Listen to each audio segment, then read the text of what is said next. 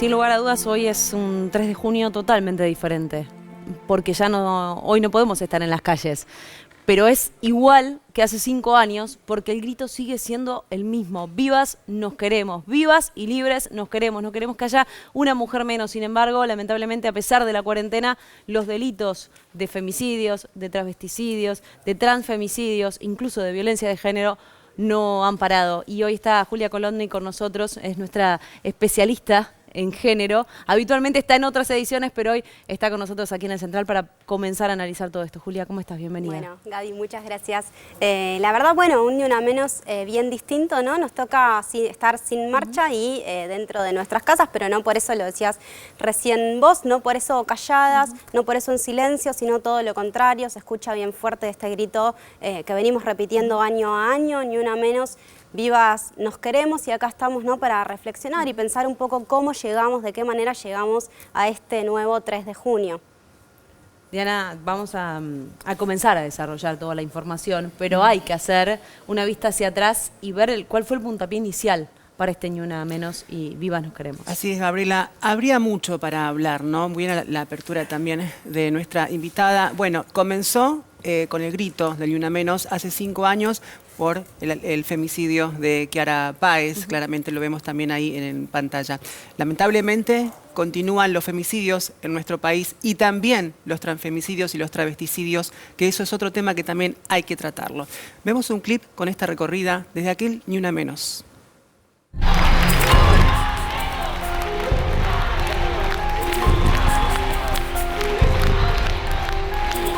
Ni Una Menos nació el 3 de junio de 2015 en repudio al femicidio de Kiara Páez, una adolescente santafesina de apenas 14 años que estaba embarazada.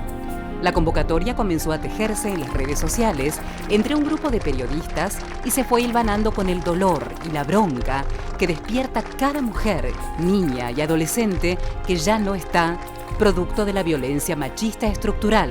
¡Ni una menos! Ni una menos, se gritó entonces en las calles, frente a un congreso donde se concentraron unas 150.000 personas.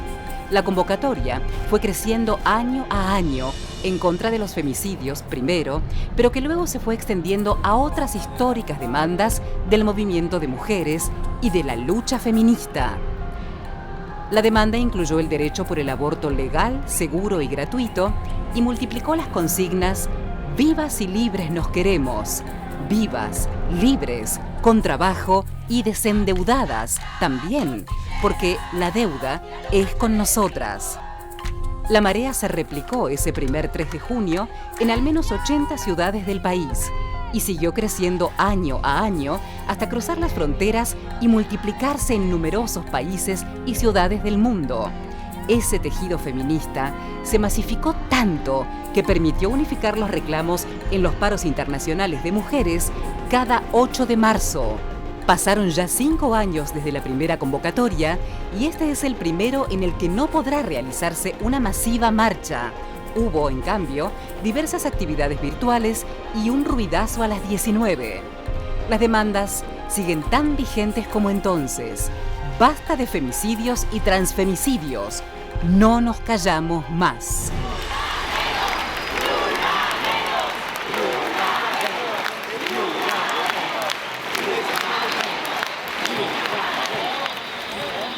Ya han callado a bastantes mujeres. Por eso nosotras no nos vamos a callar aunque hoy no podamos salir a las calles. Desde las redes sociales, cualquiera sea la plataforma o también desde los medios de comunicación, tenemos la obligación de seguir marcando esto. No son celos, no son crímenes pasionales. Por suerte se entendió que se trataba de femicidios primero y después se fueron agregando otras palabras como travesticidio y transfemicidio. Sí, Julia. Gaby, creo que podemos hablar de estos 5 años, ¿no?, de aquel Ni Una Menos, de aquel 3 de junio, como un gran avance del movimiento feminista, sobre todo en cuanto a esto que decías vos recién, a ponerle nombre a un montón de cosas que existían, pero que no se hablaban de esa manera, y que creo que hay mucho avance en lo que tiene que ver con la conciencia de las desigualdades que existen entre varones y mujeres. Pero a la vez, la verdad que en paralelo a este avance del movimiento feminista y de la sociedad toda, la verdad hay que decir también que los números de femicidios no bajan, que la violencia se sostiene, que de hecho en muchos casos se recrudece. Vamos a estar viendo más adelante cuáles son las cifras de los femicidios. Vamos a repasarlas, si te parece, lo que Dale. tiene que ver con las cifras, porque claro, de hace 5 años a esta parte, no sé si es porque hay más registro y antes no se llevaba tanto adelante, pero lo cierto es que las cifras se sostienen y que incluso suben. Sí, bueno, de hecho, la organización Mumalá, Mujeres de la Matria Latinoamericana, registró desde aquel 3 de junio de 2015 hasta la fecha 1.440 femicidios. Recordemos, no es un registro oficial, no existe ese registro oficial, lo único que existe es el de la Corte, pero que es el único, digamos, es un corte por año, con lo cual el que es el de 2019. El 20% de los femicidios de las mujeres asesinadas por ser mujeres había denunciado previamente a su agresor. ¿Qué quiere decir esto? Bueno, que la justicia no llega, que llega tarde, que el Estado no está cuando una mujer lo necesita. El 10% de esas mujeres tenía una medida de protección. Y este último número, 151, son los niños y adolescentes que quedaron huérfanos. ¿Por qué decimos esto y por qué este dato? Porque venimos hablando ya hace rato, de hecho recuerdo, Gaby, la última vez que yo estuve acá, hablamos de estos números de femicidios, hablamos de estadísticas, hablamos de que la mayoría de los femicidios se dan en manos de parejas y exparejas, que se dan la mayoría también adentro de los hogares de las propias víctimas, pero detrás de estas estadísticas que parecen frías, que aparecen como números en pantalla, la verdad es que detrás de esos números hay mujeres, hay personas, en muchos casos también hay hijos, también hay hijas, hay familias enteras, hay amigos, hay amigas, hay redes que pierden a una persona, y esto me parece en una fecha como hoy es importante recordarlo. Y hay más datos, ¿no? Datos duros de lo que tiene que ver con este tema de los femicidios que, insistimos, se sostienen, que han bajado un montón de delitos, sobre todo en la cuarentena, pero no bajó el delito que tiene que ver con la violencia machista. ¿Te parece que sigamos viendo números? Vamos con la siguiente placa, entonces. Bueno, en lo que tiene que ver con este año, del 1 al 31 de mayo, Mumalá registró 124 femicidios, hablábamos recién de esto, ¿no? De que los femicidios no bajaron. 112 intentos de femicidios, que es un número que muchas veces no se tiene en cuenta, pero que es importante también. Porque se llegó a tiempo. Totalmente. Si no estaríamos, digamos, incluyéndolas en el primer número. En Y hablando 124 casi del femicidios. doble, hablando casi del doble. Y por otro lado, 61 son los femicidios desde que existen las restricciones por COVID-19. Lo decía Elizabeth Gómez Alcorta también, lo ha dicho varias veces, la verdad es que es el único delito que se sostuvo y que no bajó durante la cuarentena. Esto me parece que es muy importante tenerlo en cuenta para repensar de qué manera pensamos, ¿no?, que se dan esos femicidios. Muchas veces está en el sentido común que se dan en callejones oscuros, a la noche. No, bueno, la verdad es que los lugares más inseguros para las mujeres y las personas LGBT muchas veces son los propios hogares. ¿Cuántas personas han fallecido en estos últimos 5 años? Es decir, desde el primer 3 de junio hasta el momento. Bueno, 1.440 es la cifra que registra Mumalá, que, insisto con esto, no es una cifra oficial. No existe la cifra oficial que vaya siendo corte a corte y mes a mes, ¿no? Sin embargo, bueno, la verdad es que, bueno, de nuevo, insisto con esto que han sido, la verdad, que 5 años de mucho avance, no solo en la conciencia y en esta batalla cultural que tenemos que dar tan profunda, ¿no?, respecto de las desigualdades que existen, sino obviamente también en la conquista de derechos. Hay que decir que hoy contamos, por ejemplo, con un Ministerio de Mujer, Géneros y Diversidad, que me parece que hay que hacer una lectura sobre eso, que tiene que ver con una conquista que logró el movimiento feminista en las calles y que, bueno, obviamente un gobierno supo hacer esa lectura y que está haciendo de muchas de esas situaciones políticas de Estado. Exacto. Juli, hablabas, bueno, más allá de los números lamentables que tenemos a la vista, vos sos la especialista en género de la televisión pública y justamente desde tu perspectiva como especialista, ¿cuál o por qué sería importante contar con cifras oficiales para poder atender esta problemática urgente, Juli? Bueno, la verdad es que contar con cifras oficiales no solo en cuanto a la cantidad de personas, de mujeres y de personas LGBT que son asesinadas, sino también en cuáles son las condiciones, en cuanto a quién es el agresor, en dónde se dan, bueno, tiene que ver con poder entender la problemática en su conjunto. Y por otro lado, otra de las patas que tiene esta situación es que muchas veces las mujeres que solemos cobrar menos plata por igual tarea, por igual trabajo, y que nos cuesta entonces, y que digamos no accedemos a lugares jerárquicos en general, y que tenemos, ¿no?, más dificultades en ese sentido, la verdad es que muchas veces esto actúa y afecta nuestra propia independencia económica, con lo cual muchas veces mujeres que viven con sus que conviven con sus agresores, les cuesta por ahí el doble irse de su casa, y eso muchas veces es un factor que agudiza esas situaciones de violencia. Esto se ve de manera muy clara durante este aislamiento que estamos atravesando. Recién decías, se han ganado muchos derechos, se han conquistado derechos que creo que eran inherentes al género femenino, si se quiere, pero que nunca fue así, porque en una sociedad tan machista y patriarcal no eran así. Pero uno de esos derechos que se ganó, o lo que se pudo conseguir, es un Ministerio de la Mujer. Y hablamos justamente con la titular. Espontáneamente hubo un grito masivo, una movilización que no podíamos en ese momento imaginar, que iba a finalmente instalar el Ni Una Menos, el Vivas Nos Queremos, el decir basta a la violencia machista, pero en particular a las violencias extremas, que son los femicidios, los travesticidios y los transfemicidios. Y este año, desde el Ministerio, es el primer año, como decías, que tenemos un Ni Una Menos con la creación del Ministerio de las Mujeres, Géneros y Diversidad, que también fue parte, ¿no?, de esa lucha del movimiento de mujeres y de la diversidad. Y hoy estamos acompañando a la sociedad civil, porque es un día de reclamo a la sociedad civil. Ese 3 de junio fue posible porque había una larga lucha y recorrido atrás de muchísimas décadas, de muchísimos movimientos y militantes que lo han hecho mucho más en soledad. Lo cierto es que desde el 2015 para acá se hizo masivo, y lo que hizo fue obligar al Estado a que reconozca y que ponga en la agenda esas violencias machistas.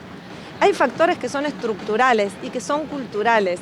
Sobre esos hay que trabajar sobre todos, ¿no? Digamos, sobre alertas tempranas para poder evitar y prevenir cada uno de los hechos. Por eso para nosotras la creación de un ministerio y la jerarquización de esas políticas es lo único que nos puede permitir como Estado pensar en campañas de prevención nacional, pensar en todas las cuestiones que hay que modificar en términos de desigualdades, que son las que habilitan esas violencias, pensar cómo tenemos que poner en la mesa la reorganización social del cuidado, que es la distribución inequitativa de las tareas que llevamos adelante en nuestras casas, las mujeres, los varones y las disidencias. Esa es parte de una agenda proactiva para las violencias, y por eso es que el Ministerio las ha tomado. Vamos a quedarnos con algunas cosas de las que decía Elizabeth Gómez Alcorta, la ministra del Ministerio, valga la redundancia, de Mujeres, Géneros y Diversidades. Entre algunas cosas hablaba de la partida presupuestaria, que tanto se ha cuestionado de lo que venía del gobierno anterior, y que hace algunos días se ha firmado un nuevo decreto donde se le va a dar mayor partida presupuestaria. Pero también habla de alguna forma de alinear lo que tiene que ver con la justicia, porque si bien los poderes judiciales de cada provincia responden al gobierno de cada provincia, hay que alinearlo de alguna manera, y si se quiere ponerle una perspectiva de género urgente. Vamos a hablar de un caso puntual que tiene que ver con el sur, un caso de Chubut, de una violación en Manada a una chica durante una fiesta de la primavera, en la que primero se investigó sobre acoso sexual, y concretamente la carátula era abuso sexual con acceso carnal. Sin embargo, el fiscal de esta causa, estamos hablando de Fernando Rivarola, después de hablar con los abogados querellantes, pero por supuesto con los defensores también, acordó un juicio abreviado con los acusados y cambió la carátula. La carátula pasó a llamarse, mágicamente, abuso sexual simple, y no habló de un abuso sexual con acceso carnal, como dijo al principio, a una adolescente que había sido drogada previamente y alcoholizada, que no podía responder. Dijo que se trataba de un accionar de desahogo sexual, doloso y desahogo sexual. Casi que me siento volviendo a la prehistoria y hablando de crimen pasional. Que violen a una chica por desahogo sexual realmente es indignante. Sí. Ahora la potestad la tiene el juez, vamos a nombrarlo, el juez penal Marcelo Nieto Dibiase, Pero ¿cómo puedes entender esto, Julia? Que Yo una pe- persona pase de ser violada a un desahogo sexual y además semi-inconsciente. O sea, ella tuvo la posibilidad de defenderse, Pensaba básicamente. esto que decías vos, Gaby, recién cuando te escuchaba y cuando lo leía, pareciera que Fernando Rivarola se quedó dormido hace 10 años Sí. y se despertó ahora sin haber leído, visto, escuchado a nadie y nos habla de un desahogo sexual, ¿no? Volvemos a esta idea de cierto instinto animal que no se puede controlar del hombre, que no puede controlar y entonces tiene que violar, necesita violar a una mujer porque, bueno, es el instinto y es intrínseco a un hombre. Habla también de que la nena, que tenía 16 años en ese momento, la adolescente estaba semi-inconsciente, con lo cual pone en duda esto del consentimiento, Claro. ¿no? Qué importante esto, porque hemos dado muchos pasos respecto de creerle a la víctima, a la mujer que está diciendo, me violaron en manada, me violaron, y hay que también saber sobre este caso en particular. El fiscal ya había sobreseído a uno de los acusados, que la víctima había acusado, Sí. que el rol había sido no estar violándola, sino sostener la puerta para que no o se que nadie escape entre. o que nadie entre, digamos. Bueno, la verdad, esperemos que el juez que tiene la potestad de resolver o no esta situación, bueno, entienda el tiempo que estamos Sí. viviendo, entienda lo importante del consentimiento, entienda que no existe el instinto de violación en el hombre, que el hombre si viola es porque entiende que la mujer es su objeto y que eso estamos ya en un momento, digamos, en ya el 5.º año después del Ni Una Menos, en un momento de la sociedad en las que esas cosas, por suerte, ya no se toleran. Julia, le aclaremos una cosa más, que sería importante, primero para que la gente entienda de la gravedad de lo que estamos hablando y que también el juez penal que va a entender en esta causa tome la decisión acorde a la situación. ¿El juicio abreviado qué implica? Que tiene 3 años de prisión, 3 años de prisión en suspenso, es decir, ni siquiera van a la cárcel Básicamente personas que es excarcelable. aceptaron haberla Exacto, violado, exacto. porque encima aceptaron que la violaron. ¿Por qué es importante ese punto? Porque el juicio abreviado se logra con la confesión de los acusados. Es un arreglo que se hace con la confesión, con lo cual están confesando haber violado y el arreglo es que ni siquiera vayan a la cárcel. Ojalá que pese la lógica y no los vínculos de poder que tienen algunos de ellos, Diana. ¿Cuántas deudas que quedan entonces? También desde el lado de la justicia, Juli, te agradecemos muchísimo, columnista de Televisión Pública Noticias, parte del staff de los noticieros. Agradecemos y además la información que nos traes. Claramente dejamos cuenta, Gabriela, Juli, de todo lo que aún falta a 5 años en esta lucha por exponer esta problemática urgente, en donde también, y para cerrar, porque ya tenemos poco tiempo, quiero nombrar el caso de los travesticidios y los transfemicidios. Desde principio del 2020 hasta este momento murieron 34 personas trans. De esas 34 personas trans, 2 fueron asesinadas. Hablamos de Roberta, asesinada a puñaladas, de 45 años, el 1 de febrero en La Plata. Y también de Carly Saya Palomino, de 33 años, a quien mataron el 5 de marzo en Ciudadela. Ella era peruana, pero residía acá en nuestro país. La problemática es abarcativa, es grande. El género, lamentablemente, todavía sigue siendo, parece, un foco de estigma. Lamentablemente esos son los números que han traído nuestras compañeras. Diana, Ahora, y no olvidemos tampoco Rocío Fernández. Solamente en una Rocío línea, Fernández el último también. femicidio que se conoció y que viene desde Jujuy, donde se hizo una marcha hoy en pedido de justicia. seguimos gritando, chicas, ni una menos, vivas nos queremos.